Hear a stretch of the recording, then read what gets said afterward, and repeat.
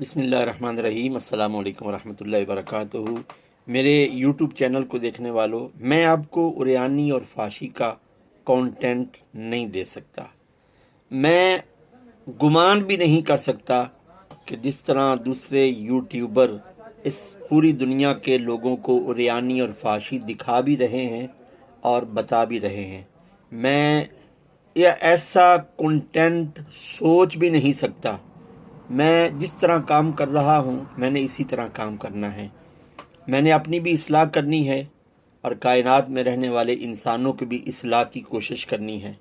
मैंने सिर्फ आप तक अल्लाह अज़्ज़ा वजल और उसके प्यारे हबीब सल्लल्लाहु अलैहि वसल्लम का पैगाम पहुँचाने की कोशिश करनी है। दिल में उतारने वाला काम अल्लाह अज़्ज़ा वजल का है। लेकिन ये याद रखिए कि मैं फाशी और यानी का कंटेंट नहीं दे सकता। मेरे चैनल को